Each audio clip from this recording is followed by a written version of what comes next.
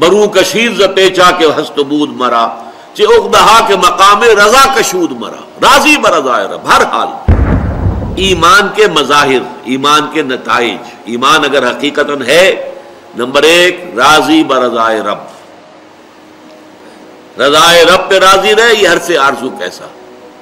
اسی کو اقبال نے کہا ہے برو کشید ز پیچا کے ہست بود مرا، چہ اقدہا کے مقام رضا کشود مرا، راضی برضائے رب ہر حال۔ نمبر دو، اعمال جو بھی صادر ہوں وہ سانچے میں ڈھلے ہوئے ہوں اطاعت خداوندی اور اطاعت رسول کے۔ نمبر تین، توکل صرف اللہ پر ہو، بھروسہ کسی شے پر نہ ہو، مادی وسائل پر نہ، اپنی طاقت پر نہ، اپنی ذہانت پر نہ، اپنی فطانت پر نہ، اپنی صلاحیت پر۔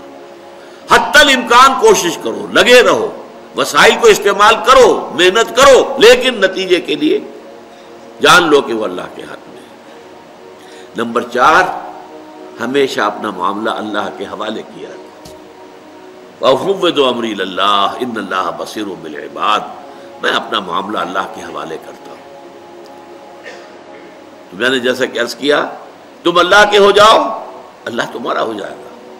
من کان للہ کان اللہ لہ، اور پھر ظاہر بات ہے اللہ جس کا ہو جائے اب اسے کسی اور کی کیا ضرورت باقی رہ جائے۔ یہ ہیں وہ ثمرات جو ایمان کے ایک انڈیویجول کی حیثیت سے پیدا ہونے چاہیے۔